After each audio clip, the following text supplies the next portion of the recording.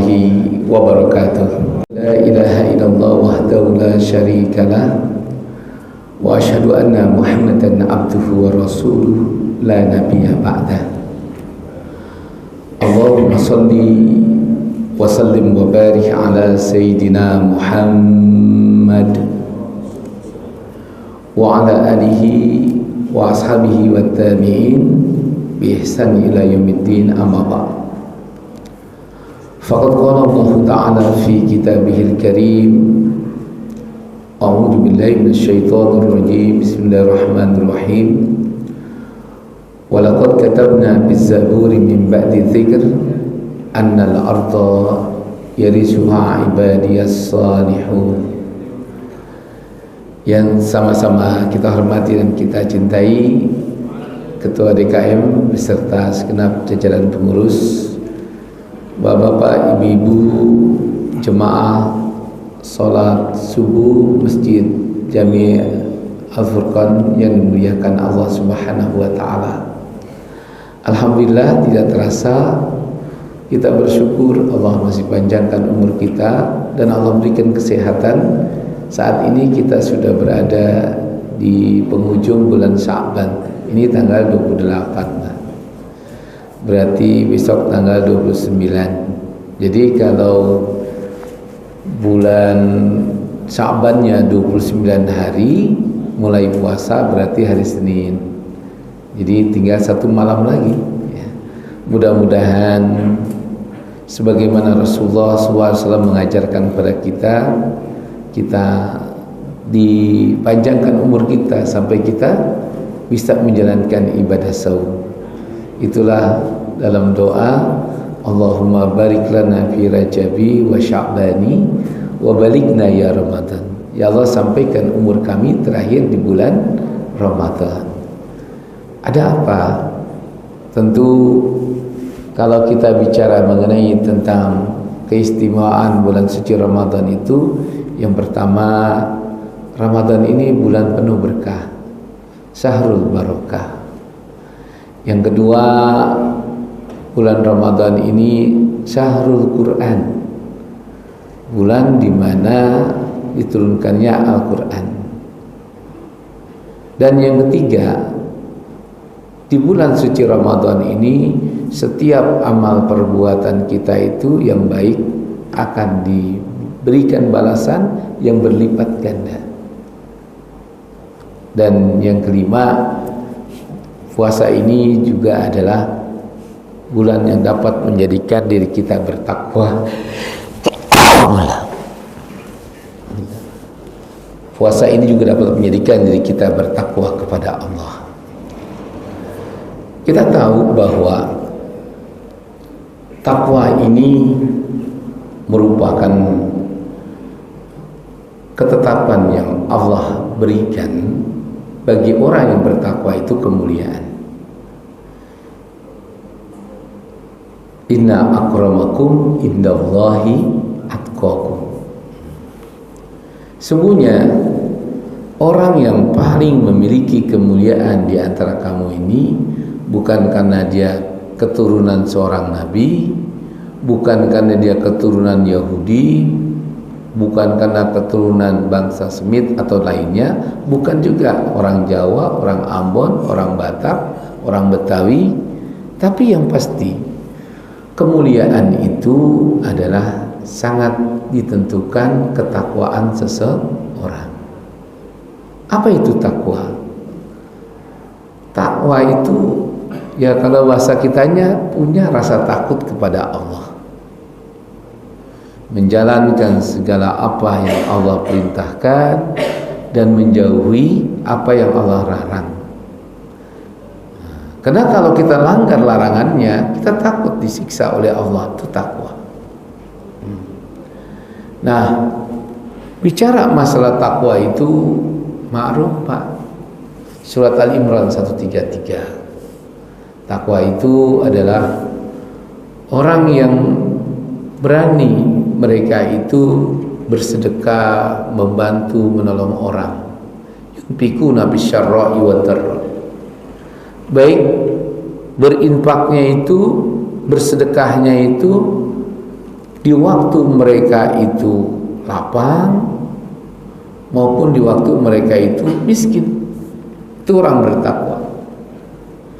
Peribahasa orang bertakwa itu, Pak, walaupun makanan hanya untuk dirinya, ada orang yang lebih membutuhkan, dia kasih. Itu takwa. Jadi kalau orang sudah kaya, mereka sudah punya semua, banyak orang miskin, tapi mereka masih mau merampas, mengambil orang yang miskin, ya belum takwa. Itu kasarnya apa? 2, kaziminal ghaiza, orang yang bisa menahan amarah. Nah, yang ketiga, wal afina anin nas, orang yang berani memaafkan dan meminta maaf sesama manusia ini. Dan yang keempat, orang yang banyak berbuat kebajikan.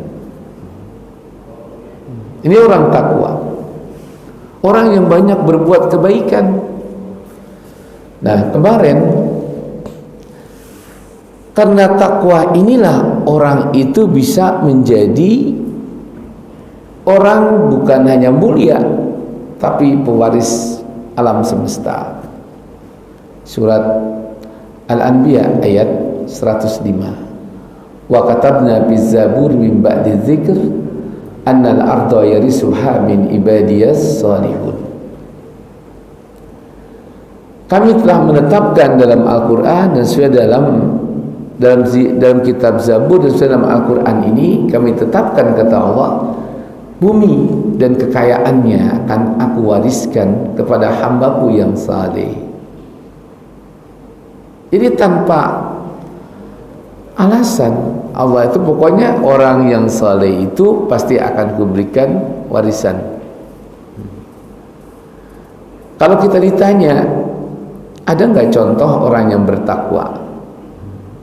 Kita bisa lihat saya surat An-Nisa ayat 68. Orang yang bertakwa dan soleh ini adalah orang yang memiliki ketaatan kepada Allah dan Rasulnya. Dan inilah orang yang akan diberikan kenikmatan dalam hidupnya, selama hidupnya, seperti minan nabiin, para nabi, wasiddiqin, seperti orang-orang yang hidupnya punya kejujuran. Yang ketiga, wasyuhada'i, seperti hidupnya para syuhada. Dan yang keempat, wassalihin, dan seperti hidupnya orang-orang saleh. Inilah orang yang diberikan kenikmatan dalam hidupnya. Maka kata Allah, hasuna ulaika humur rafiqah, orang yang bertakwa, orang yang saleh, para syuhada, ya, dan orang-orang yang dimana mereka itu dalam hidupnya jujur, dan juga para nabi. Inilah orang yang kau dekati, orang yang kau jadikan sebagai teman, orang yang harus kemana mereka pergi, kamu harus menyertainya. Hasuna ulaika humur rafiqah. Karena 4 golongan manusia ini adalah orang yang harus menjadikan suri teladan bagi kamu. Oleh karena itu, setiap kewajiban yang Allah perintahkan kepada kita, pada intinya itu adalah dapat menjadikan orang itu takwa dan soleh. Karena dalam hidup orang ini selalu mereka meminta didoakan, semoga Allah tambahkan kepada saya ketakwaan saya dan Allah jadikan saya orang yang soleh. Kalau begitu kriterianya apa aja? Untuk menggapai puasa yang dapat menjadikan kita bertakwa kepada Allah tidak lepas dari kehidupan kita. Umpamanya kemarin juga saya sampaikan, kriteria orang-orang yang saleh itu bisa diketahui dari pribadinya tadi, surat Al-Imran 133, surat An-Nisa ayat 68. Adapun amalan orang yang saleh yang bertakwa kepada Allah bisa dilihat dalam surat Ali Imran ayat 133, 134. Apa itu amal perbuatannya? Satu, qaimatan, orangnya teguh pendirian, istiqomah dalam melakukan perbuatan-perbuatan kebaikan. Yang kedua, amalan orang itu ana al-lail yasluna ayatillah, yasluna ayatillahi ana al-lail. Mereka suka membaca Al-Quran, terutama mereka bangun di waktu malam bertahajud dengan membaca Al-Quran kemarin. Maka tanda orang yang soleh, dia tidak meninggalkan bacaan Al-Quran. Karena Nabi menjanjikan, Iqra'ul Qur'ana, bacalah Quran itu. Ya'ti yaumal qiyamati, karena Al-Quran yang kita baca pada hari kiamat itu, dia akan datang kepada kita syafi'an liqira'atihi, akan memberikan pertolongan, akan memberikan syafaat bagi orang membacanya. Jadi jangan hanya kita di bulan puasa, nah dari sekarang ini kita baca Quran tiap habis subuh. Apakah 1 ayat, 2 ayat, 3 ayat? Karena kata Nabi, wa Quran al-fajri kana masyhudan. Quran yang kita bacakan pada waktu subuh ini, baik di waktu sholat, kata Imam Nawawi, terutama di waktu sholat. Makanya kebanyakan mazhab Syafi'i itu ya, kalau kita ikuti sholat subuh, termasuk Saudi Arabia, Maliki, Quran itu panjang, bukan hari Jumat saja baca sajdah. Kalau sekarang itu Syekh Mukil itu di Mekah itu, kalau dia baca itu ya Al-Haqqah sampai habis, Al-Mudassir sampai habis, kan panjang tuh, Tabarok sampai habis. Kenapa mengambil hadis ini? Nanti bagi orang yang ikut sholat berjamaah, ketika dibacakan Al-Quran itu dia bacakan, dia akan mendapatkan syafaat, dia akan mendapatkan rahmat, dan nanti Quran yang didengarkan itu akan mendampinginya pada hari di waktu dia dibangkitkan dari kuburnya. Maka Quran ini akan mengayominya dan memberikan pertolongan kepadanya. Oleh karena itu, menentukan orang soleh dan tidak, dia cinta Quran ya, baca Quran ya. Biasanya orang tua kita kan mengajarkan baca Quran itu habis sholat subuh, nanti habis sholat maghrib. Alhamdulillah 2 waktu itu terjaga, paling tidak 2 waktu ini. Mungkin kalau kita orang tua ya, habis sholat zuhur, habis sholat asar, maghrib, habis isya kita baca lagi, habis subuh kita baca lagi. Karenanya kita nantikan dan kita harapkan hidup kita itu husnul khotimah. Orang yang mati dalam keadaan husnul khotimah itu bukan dari sedang sholat, bukan sedang hanya dalam melaksanakan ibadah, bukan. Orang yang sedang menjaga kesolehannya dalam dirinya, sehingga mereka ya mati memang benar-benar dalam keadaan mereka itu sedang beramal soleh. Wahum yasjudun, orang yang soleh itu orang yang selalu mereka sujud bersama orang-orang sujud sholat berjamaah. Banyak hadis yang menerangkan keistimewaan, keutamaan sholat berjamaah itu bukan hanya kita ini mendapatkan pahala yang berlimpah 27 kebajikan. Kalau sholat sendiri kan cuma 1. Kalau kita pergi ke masjid, kita mendapatkan sama dengan kita menjalankan sholat 27 kali. Jadi sholatnya orang yang di rumah itu dapat 1 kebajikan, sholatnya orang berjemaah di masjid itu mendapatkan 27 kebajikan. Itu kelebihan sholat berjamaah. Yang kedua, warrajulus sholih qalbahu mu'allaqu bil masajid. Orang yang soleh itu adalah orang yang hatinya selalu ingin berada di masjid. Jadi sholat berjamaah itulah tanda orang soleh. Kalau ibu ditanya, Bu, mau punya suami soleh? Mau, suruh sholat berjamaah di masjid. Walaupun tadinya dia ngikut, suaminya dia mengikut kata istrinya aja, lama kelamaan dia akan kelihatan, ya, sama dengan batu itu kan, kalau digosok terus sternya baru keluar. Marmer itu kan asalnya buduk juga, Pak, nggak ada sinarnya. Tapi kapan bersinarnya? Setelah digosok terus. Sholat berjamaah itu sama dengan kita diibaratkan batu marmer, ya, yang kalau makin lama, makin sering kita makin rajin sholat berjamaah, maka sternya makin keluar. Itu kata Nabi. Makanya Allah mengatakan, laisus sawa'u minal mu'minin, tidak akan sama walaupun sama-sama orang yang beriman. Maaf.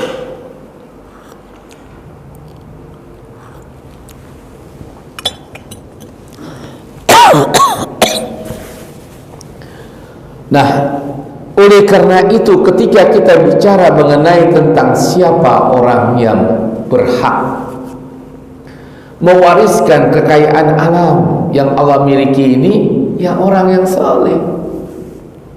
Karena ada hadis Nabi lagi, keutamaan kita sholat berjamaah di masjid. Apa di antaranya? Kata Nabi, naumatus subhi turisul faqr. Siapa orang yang tidur di waktu orang yang sedang bersolat berjamaah di masjid, dia akan mewariskan kemiskinan. Kebalikan, barang siapa yang bangun di waktu pagi lalu dia mensegerakan dirinya untuk sholat berjamaah, Allah jadikan dia orang yang soleh, dan orang soleh itulah yang berhak mewariskan kekayaan alam ini. Itu logikanya, Pak. Kalau kita pahami, maka kita ini kadang-kadang omong itu ngomong doang. Kalau saya tanya kan, Pak, takut nggak anaknya miskin? Takut nggak? Takut nggak? Kalau takut, Bapak tahu faktor penyebab kemiskinan salah satu diantaranya tidur di waktu orang sedang sholat berjamaah.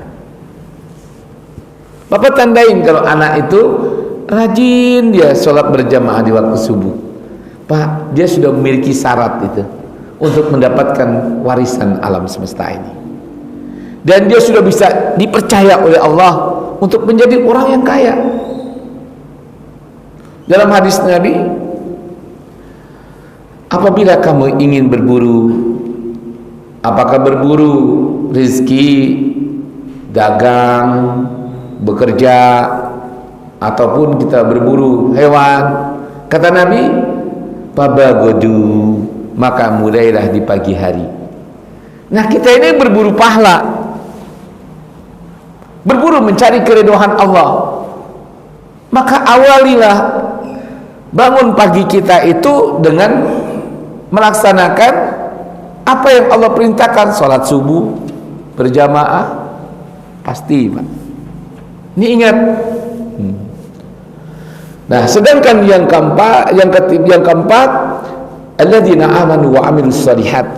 Orang yang saleh itu orang yang selalu mengedepankan keimanan dan selalu beramal saleh, ya'muruna bil ma'ruf, dan yang keenam, selalu mengajak orang untuk berbuat yang baik, wa yanhauna 'anil munkar, dan juga selalu mengajak orang untuk mencegah kebatilan, kemunkaran, wa yusari'una fil khairati, dan yang kedelapan, orang yang mensegerakan untuk melakukan amalan kebajikan yang baik.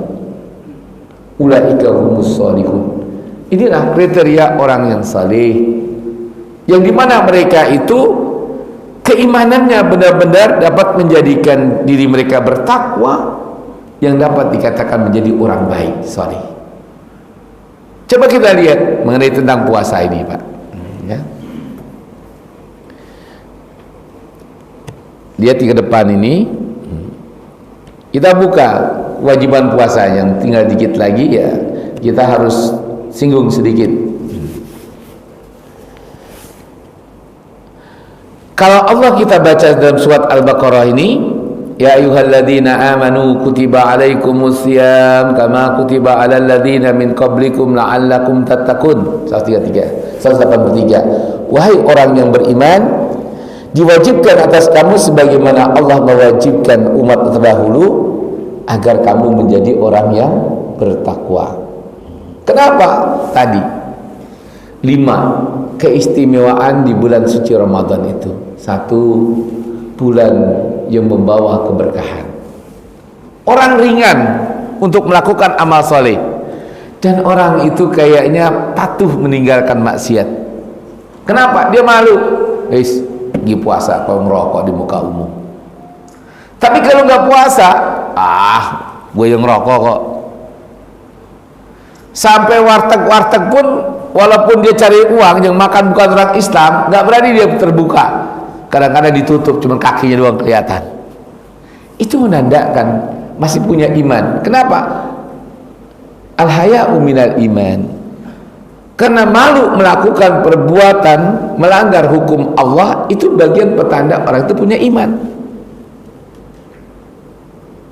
Lagi puasa, Pak, di kantor juga, ini lagi puasa, jangan, nanti batal nilai puasa kita. Karena Nabi bilang, rubba shaimun laisa lahu jaza illa ju'a wal atas. Karena kalau kita ini puasa tapi berbuat maksiat juga, berbuat dosa juga, sia-sialah amal perbuatan puasa kita itu. Makanya kata Nabi, berapa banyak orang yang puasa tidak dapat apa-apa kecuali haus dan lapar. Kenapa? Puasa mau puasa, berbuat maksiat tidak dia tinggalkan, berbuat dosa dia lakukan, sia-sia. Ini kita lihat dalam sini. Maka di sini kita mendapatkan bahwa bulan Ramadan adalah bulan penuh berkah. Maka dibilangkan Ar-Ramadanu syahrul barakah. Berkah itu apa artinya? Segala sesuatu yang bisa bertambah. Kita melakukan kebaikan di bulan ini yang biasanya sekali, bisa 2 kali. Yang biasanya orang itu kikir, bulan puasa itu biasanya mau bersedekah. Orang yang tadinya malas sholat berjamaah begitu bulan puasa, pergi ke masjid, itu berkah namanya, bertambah segala sesuatunya. Pengertian berkah itu terus bertambah baik. Makanya semakin orang itu puasa semakin lama, ya, semakin mendekati yaumul i'tikaf, maka waktunya makin habis dipakai untuk ibadah. Itu kalau memang mereka itu menghormati bulan suci Ramadan. Makanya ketika 10 terakhir ditanya Rasulullah, amal perbuatan apa yang paling utama bagi orang yang berpuasa? Kalau jawab di awalnya sedekah, 2 banyak baca Quran, 3 qiyamul Ramadan.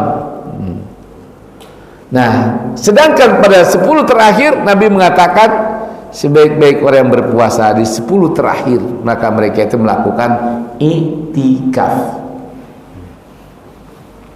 Artinya apa? Puncak puasa itu i'tikaf.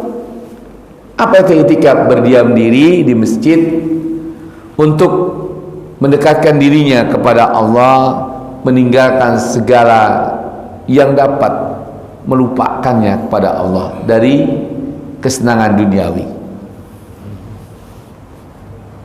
Makanya i'tikaf ini sunnah Nabi yang nggak pernah ditinggalkan. Sampai Nabi meninggal, istri-istri beliau itu melaksanakan i'tikaf secara sempurna 20 hari. 10 hari. 10 terakhir itu nggak keluar lagi. Ini kita lihat. Nah, itu namanya penuh keberkahan dan penuh rahmat. Dan rahmat itu akan mengalir dari berbagai sisi. Ini janji Allah kepada kita kalau kita itu mau menjalankan ibadah puasa secara benar dengan sendirinya. Berikutnya yang kedua, kita lihat lagi. Ini ada doa Nabi ketika datang bulan suci Ramadan. Allahumma ahillahu alaina bil amni wal iman wassalamatu wal islam rabbi wa rabbuka Allah. Kalau kita terjemahkan, ini kita lihat ya, hadisnya ini panjang Pak. Ya Allah, ya Tuhan kami, jadikan bulan Ramadan ini adalah sebagai keluarga, sebagai bulan kebanggaanku, sebagai bulan kesenanganku. Ya, bagaimana kita enggak senang? Bagaimana kita enggak mau mengakui bulan Ramadan? Bagaimana kita enggak mau tetap lama-lama di bulan suci Ramadan? Orang bulan yang mendatangkan keberkahan, bulan yang akan memberikan nilai tambah semua amal kebajikan yang kita kerjakan itu, maka dia akan dilipat gandakan. Ini doa Nabi. Besok begitu matahari tenggelam, diumumkan oleh pemerintah kita mulai puasa, baca doa ini. Coba ikutin saya. Allahumma ahillahu alaina bil amni wal iman wassalamata wal islama rabbi wa rabbuka Allah. Ya Tuhan kami, jadikanlah kami orang yang betul-betul merasa memiliki bulan suci Ramadan ini, dan tetapkan atas kami rasa aman dan iman, berikan keselamatan dan jaga keislaman. Tuhanku, Tuhanmu ya Allah. Maksudnya Rabbi wa rabbuka Allah, Tuhanku, kata Nabi, wa rabbuka, dan engkaulah Tuhan, yaitu Allah. Ini doa. Yang kedua, kalau kita baca beberapa hadis Pak, bagaimana kita enggak mau masuk di bulan suci Ramadan? Setingkat Nabi, Nabi dijamin masuk surga, masih minta wa baligna ya Ramadan, sampaikan umur kami di bulan Ramadan. Ini lihat, kenapa begitu? Bukan hanya bulan ini penuh keberkahan, bukan hanya bulan ini menambah rahmat kehidupan kita, tapi di dalam hadis Nabi, an Abi Hurairah radhiyallahu anhu qala Rasulullah sallallahu alaihi wasallam, dari Abi Hurairah berkata bahwasanya Nabi bersabda, "Idza kana awwalu lailatin min syahr Ramadan sufidatis syayatin wa muraddatul jin." Begitu masuk bulan suci Ramadan, matahari tenggelam, dirantai semua setan itu, dan jin-jin itu diborgol. Artinya apa? Disempitkanlah ruang bagi setan dan jin itu menggoda kita. Makanya tadi yang biasanya orang los melakukan maksiat bulan suci Ramadan, berhenti dia, ada rasa malu. Nah, itu petanda bahwa kita punya iman. Apalagi wa ghuliqati abwabun nar falam yuftahu minha babun. Begitu masak awal bulan suci Ramadan, ditutup itu pintu neraka. Artinya apa? Amalan, perbuatan yang menuju ke neraka itu ya sedikitlah agak tertutup buat kita. Kenapa? Datangnya bulan suci Ramadan itu ada perasaan malu untuk melakukan amalan, perbuatan yang menyebabkan orang masuk neraka itu. Ini maksudnya dalam hadis itu. Falam yuftahu minha babun, maka tidak akan terbuka bulan suci Ramadan itu pintu-pintu neraka itu. Maka kalau ada orang di bulan suci Ramadan masih melakukan perbuatan maksiat, berarti memang mereka yang mau masuk neraka. Itu maksudnya, tidak akan dibuka. Tapi kalau memang orang itu mau masuk neraka, silakan saja. Allah masukkan ke surga. Dan ketika datang setan, setan menggoda Adam, tinggal tergantung Adam. Walaupun Allah bilang kamu tinggal di surga bersama istrimu, tapi ingat ada setan yang akan menggoda kamu, dan setan juga, mereka tidak ingin kamu di surga. Kalau Nabi Adam itu mengikuti perintah Allah, keluar nggak dari surga? Enggak. Tapi karena mereka yang mengikuti setan, dia tahu setan itu sudah terusir dari surga, maka Allah pun bilang, aku usir engkau. Qulna bitu minha, pergilah kamu dari surga ini. Kan diusir. Kenapa? Karena yang ngajak setan memang diusir. Itu contoh paling gampang ya. Jadi bukan berarti pada hari itu setan nggak ada yang goda. Setan ruangnya disempitkan untuk menggoda kita. Ini ingat, neraka pintunya dipersempit supaya kita itu agak sulit masuk neraka. Maka kesempatan bulan suci Ramadan ini, bagaimana cara kita itu pintu surga terbuka lebar. Nah, semua para ulama mengatakan sahur Ramadan tadribatun. Puasa bulan Ramadan ini adalah merupakan latihan. Latihan untuk apa? Littaqwa, untuk menjadikan diri kita bertakwa kepada Allah, hanya takut kepada Allah.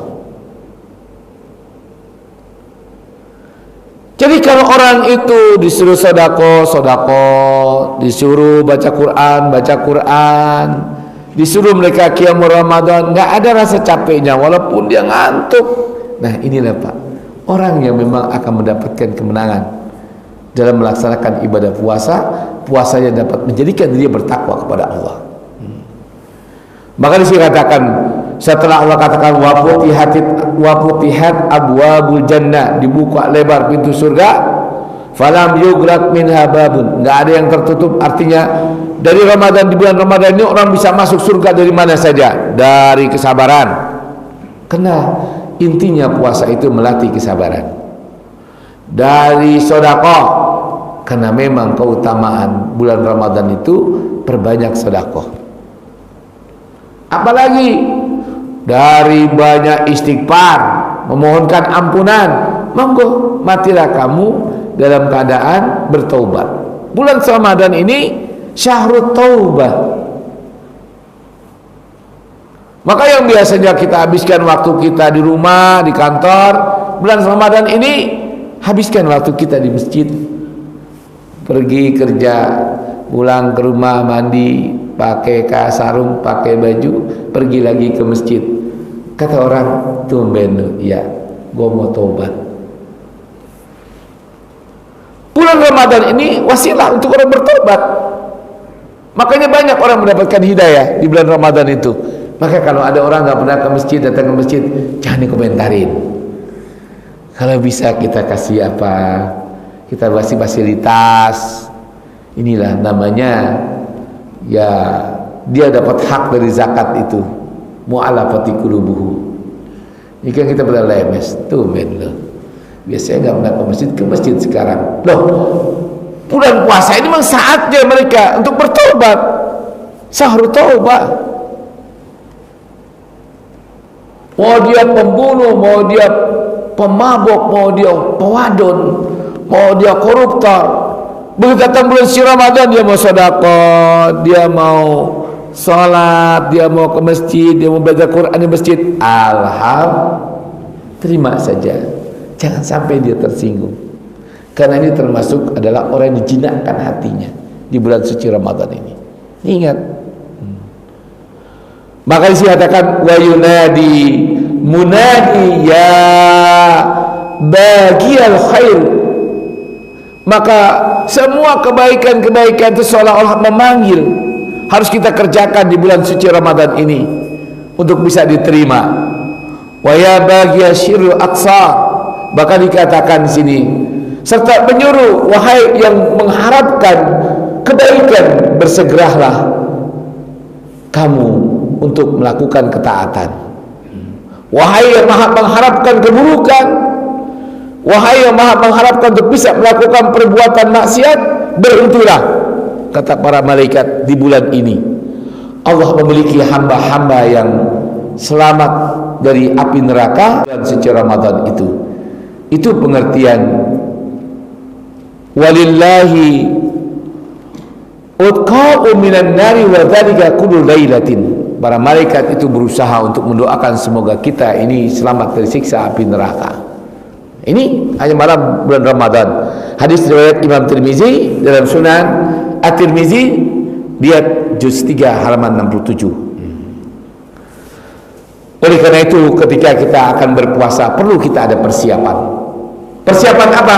Pertama, ketika setan dan jin yang jahat ini akan dibelenggu, maka diri kita ikrarkan, kita bersihkan. Kalau Betawi itu biasanya, saya orang Betawi Pak, hidup ini penuh dengan simbol. Orang Betawi mau puasa, satu, dia bersihin rumahnya, betul nggak?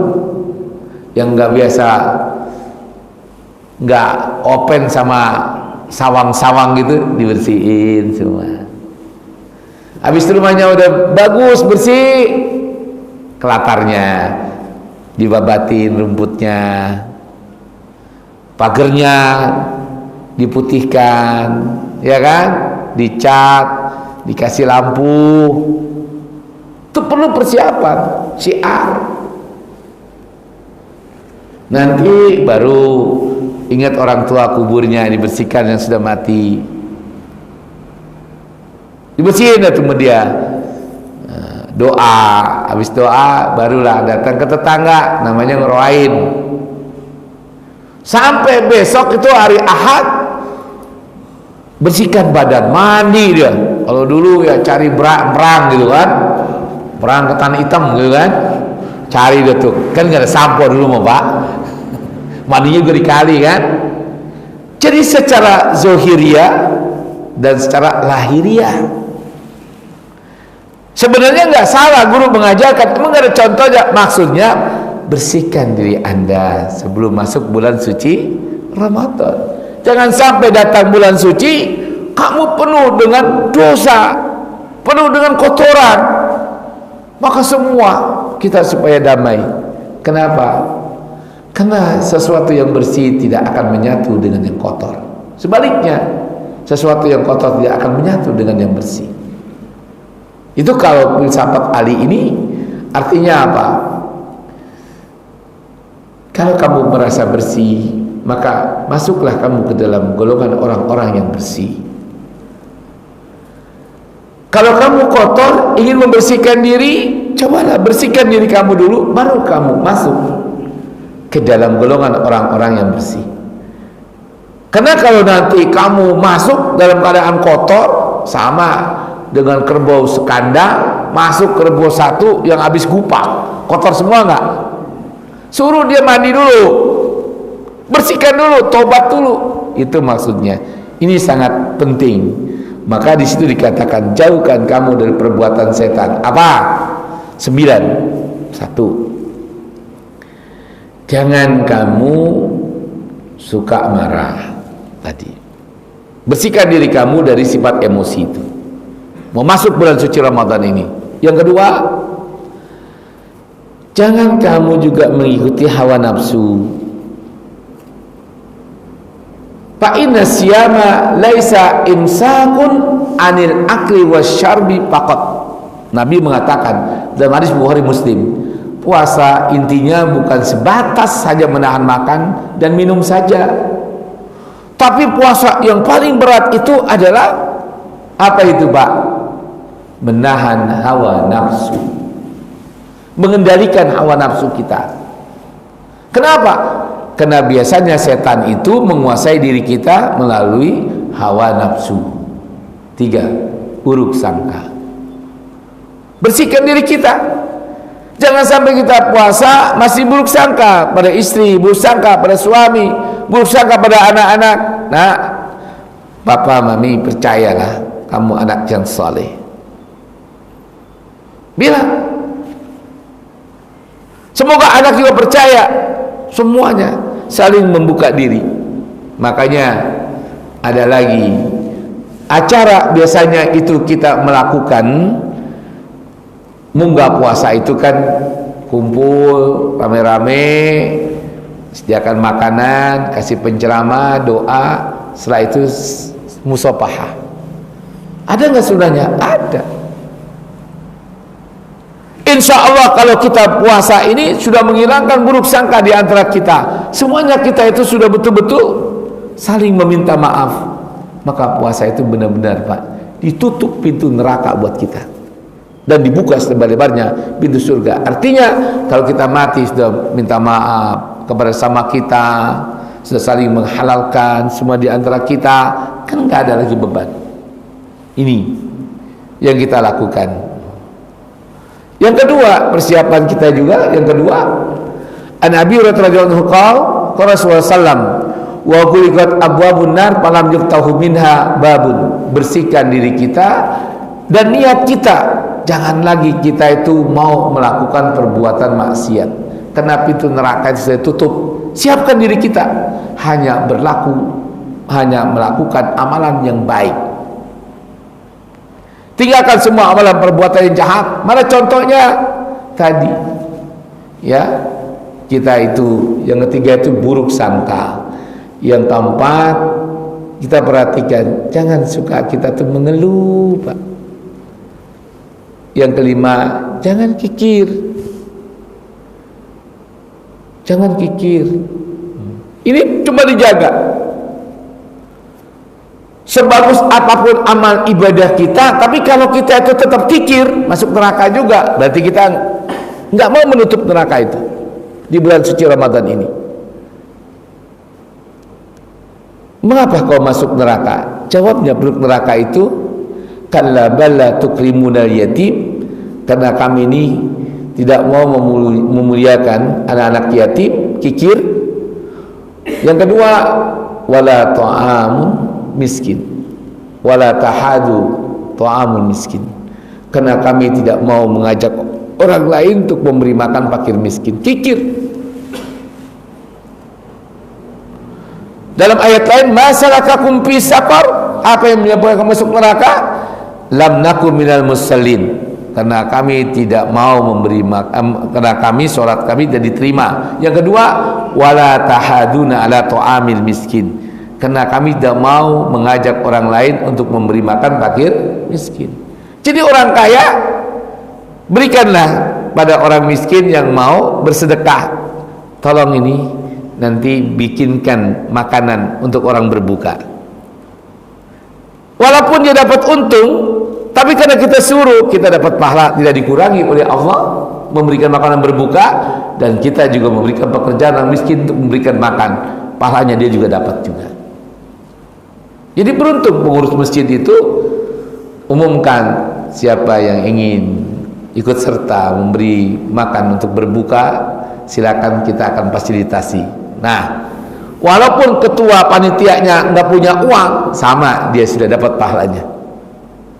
Jangan orang kaya ngerjain sendiri, serakah bener dia. Kasih orang miskin, dia kerjakan, tolong dikelola ya, berikan makan itu.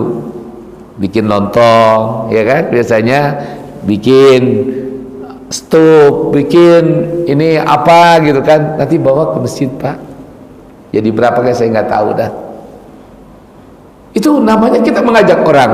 Cara kita itu menutup neraka. Karena orang kaya, ahli ibadah, kalau dia tetap kikir, masuk neraka juga. Persiapan diri kita. Ketiga, dalam hadis ini dikatakan tadi, ya Pak, wa futiyat abwabul jannah, maka siapkan diri kita mana amalan yang bisa memasukkan kita ke surga. Biasakan sebelum bulan suci Ramadan ini. Amal contohnya silaturahim.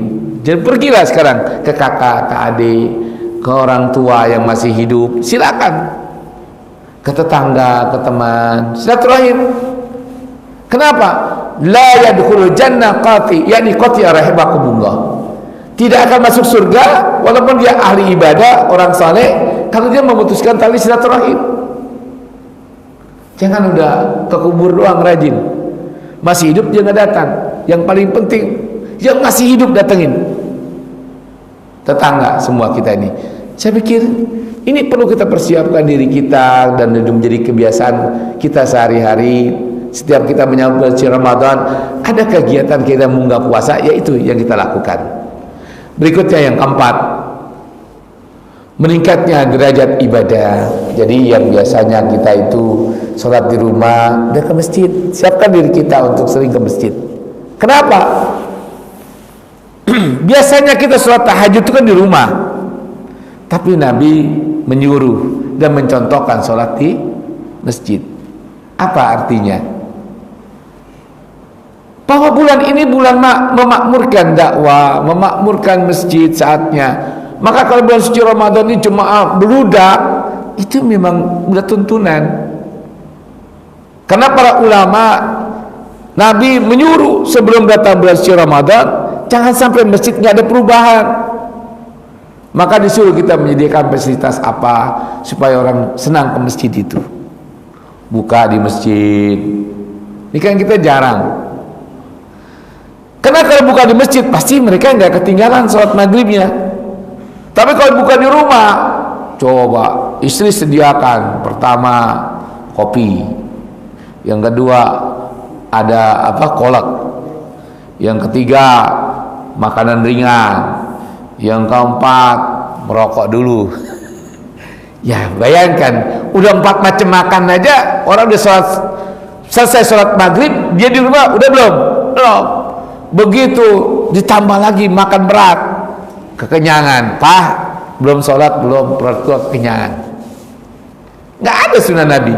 Yang sunnah Nabi itu begitu di masjid minum air putih atau makan korma, ya 1 bisa 3, kalau lapar bisa 5, ganjil. Setelah itu minum air, sholat. Nanti habis kita itu sholat, silakan baru makan yang lain. Kan nggak besar Pak, nggak mahal buka puasa bersama. Korma paling bagus korma Nabi, 1 kilo 200.000. Isinya itu kalau kita hitung ada hampir 500 itu 1 kilo kan, kecil-kecil kan kilonya. Kasih orang 5 bungkusin. Nah itu kita mulai belajar Pak, mempersiapkan diri untuk kita itu bagaimana cara orang itu meningkatkan derajat tingkatan ibadahnya. Jangan di bulan puasa biasanya sholat maghrib dia berjamaah, begitu puasa kosong itu masjid Pak. Ini belum dipikirkan. Kebalik, mestinya di bulan puasa itu sholat maghrib lebih banyak. Bagaimana caranya? Kalau orang takut ke masjid karena nggak ada bukaan, kita sediakan bukaan air. Kan sekarang mah gampang. Nih ingat. Yang kelima, hapuskan dosa sebelum masuk bulan suci Ramadan ini, terutama dosa kita sama kita. Sebagai Nabi bersabda, lihat di sini Pak ya, dalam hadis ini, segala macam ibadah yang dilakukan di bulan Ramadan menggugurkan dosa, seperti sholat dan puasa. Rasulullah SAW sholat 5 waktu dari Jumat ke Jumat, berikutnya dari Ramadan hingga Ramadan, berikutnya adalah penghapus dosa-dosa di antara dosa yang ia miliki. Apabila ditinggalkan dosa-dosa besar ini, maka insya Allah, artinya kalau kita jalankan semua ibadah di bulan suci Ramadan ini, maka Allah akan hapuskan dosa itu. Hadis riwayat Imam Muslim. Dan terakhir, persiapan yang keenam, mendapatkan fadilah saum. Rasulullah bersabda, barang siapa yang berpuasa Ramadan dengan keimanan, man qama ramadhana imanan wa ihtisaban ghufira lahu ma taqaddama min dhanbi. Pasang niat, ini hadis. Puasa semata-mata karena Allah. Maka tidak ada ibadah yang diutamakan lebih dahulu kita pasang niat karena Allah kecuali haji dan puasa. Maka niatnya setiap malam dikencangkan. Nawaitu shauma ghadin an adai fardhi syahrin ramadhana haji sanati lillahi ta'ala. Bid'ah enggak berdasarkan hadis ini, itulah supaya orang ingat puasa ini semata-mata karena Allah. Ada hadis as-saumu li wa ana ajzi'u bih. Puasa yang kau jalankan itu memang untuk aku dan aku akan membalasnya. Jadi jangan lupa, ya kan? Ibadah puasa itu khusus, bil khusus kita lakukan semata-mata karena Allah dan Allah akan membalasnya. Ada pertanyaan? Silakan Pak mengenai puasa.